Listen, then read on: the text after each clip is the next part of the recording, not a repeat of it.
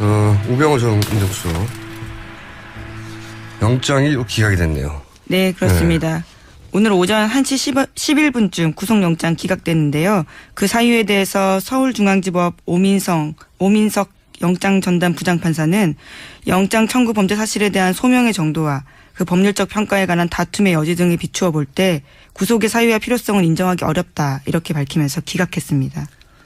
뭐 이런 문제가 항상 표준적인 문제인데 저는 이 영장 기각을 보면서 그런 생각을 합니다. 이게 지금 이미 오민석 판사 이름이 이제 포털 검색어 1위를 달리고 있는데 판사도 선출해야 되는 거 아닌가 그런 생각을 해요. 저는 그 판사들이 연수원 성적이 가장 좋은 분들이거든요.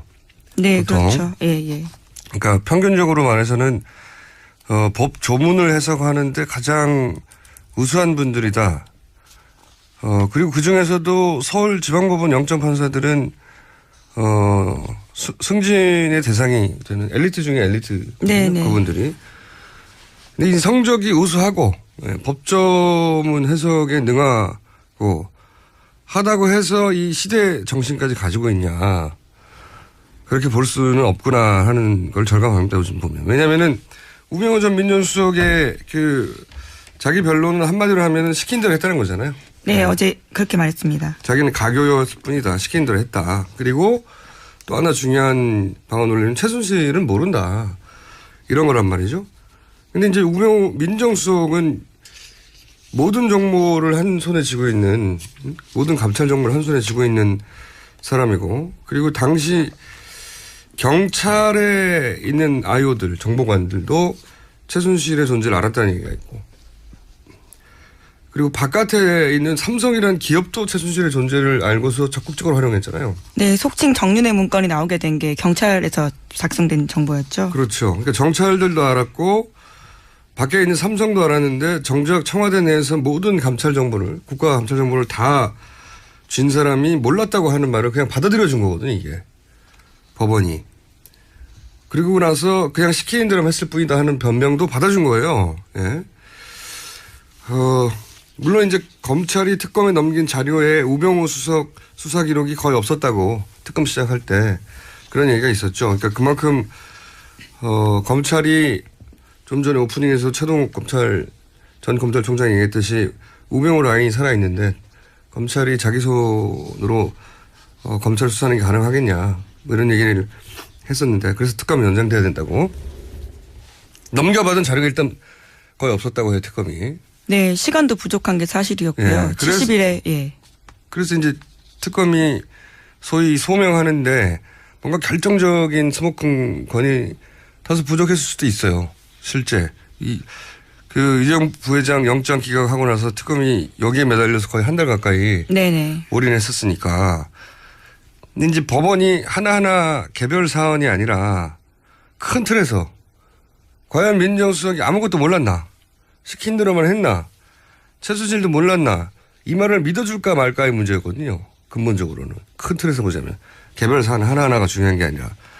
그거를 지금 시대 정신이 이제 잘못된 걸 제대로 바로잡자는 정의의 구현, 이걸로 표현되잖아요. 그 시대 정신에 입각해서 그걸 물어줘야 되거든요. 정말 몰랐나? 하나하나 사안이 아니라. 그걸 안 하고 그냥 개별 사안 하나하나를 잘 따지는 것만으로는 법 기능인이잖아, 법 기능인. 굉장히 안타깝습니다, 이건. 그 2차 대전 때 전범 다룰 때 유럽에서 나는 시키는 대로 했을 뿐이다.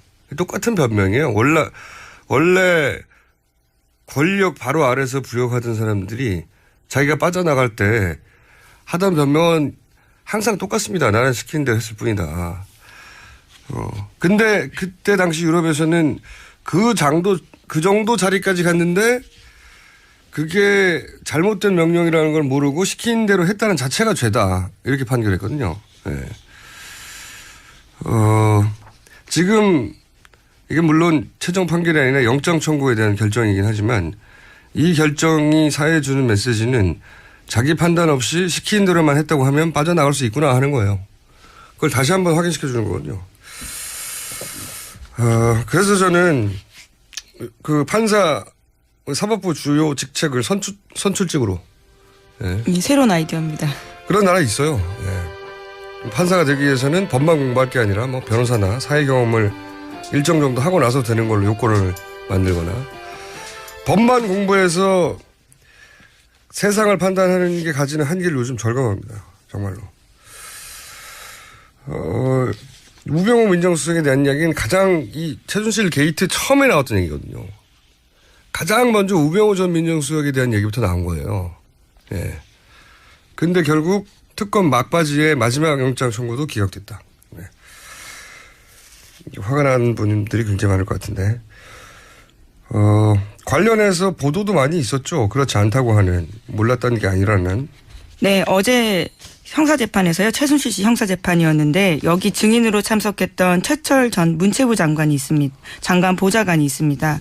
이 사람이 어제 나와서 한 진술에서요. 자기가 고용태 씨한테 들었는데 최순실 씨가 우 전 수석과 친분이 있다라는 거고요. 그래서 실제로 고용태 씨가 최순실 씨한테 들었다면서 곧 너 민정수석실에서 조사한다 이런 말을 했다고 합니다. 그리고 실제로 청와대 행정관을 만나서 자기가 조사받았다라는 거죠. 네. 그러니까 최순실 씨를 알았다고 하는 결정적인 물증들은 다 사라졌어요. 뭐 폰도 통통 빈 채로 냈잖아요. 네, 워낙 늦게 수사가 들어가서요. 그리고 우병우 민정수석이야말로 엘리트 검찰이었기 때문에 검찰이 어떻게 수사하는지 다 아니까 미리 다 인멸을 했겠죠. 당연히. 근데 보면은 이제 최근에 나온 얘기들이 우병우 장모와 최순실의 친분. 네네. 뭐 이건 여러 차례 여러 각도에서 나왔고. 그리고 장인과 최태민의 친분. 네, 이상달 씨요. 네, 이것도 증언이 있었고, 그리고 장모가 구국봉사단, 최태민의 구국봉사단 그 시절부터 이미 수십 년 전부터 인연이 있었다고 하는 증언도 있었고, 그러니까 최 씨 일가와 우병우 처가 사이에 오랜 커넥션도 굉장히 많이 나왔었거든요. 네. 그런데 결국 모른다는 얘기를 그냥 받아들여 준 거죠. 네. 예, 심지어 인사 관련된 정보를 최순실 씨가 받았다. 민정수석실을 통해서 이런 것도 어제 그제 계속 나왔는데요. 받아들여지지 않은 거죠. 그러니까 이제 법만 공부한 사람들에게 가장 중요한 그 어떤 시대적 가치를 결정하는 판결을 맡기는 게 맞느냐 하는 의무를 가지는 게 가지게 되는 거죠, 이게. 예. 그래서 모든 판사를 저희가 선출직으로 구할 수는 없지만 가장 요직에 있는 분들, 뭐 대법원장이라든가 이런 분들은 선출직으로 해야 되는 게 아닌가 그런 생각합니다. 자, 이 뉴스는 아마도 오늘도 다루고 내일도 다루고 계속해서 다뤄줘야 이 미제 사건이죠. 미제. 미제 사건이라고 부르며 계속 다뤄야 될 것 같고요. 다음 포인트 가죠. 94일생 우병우입니다.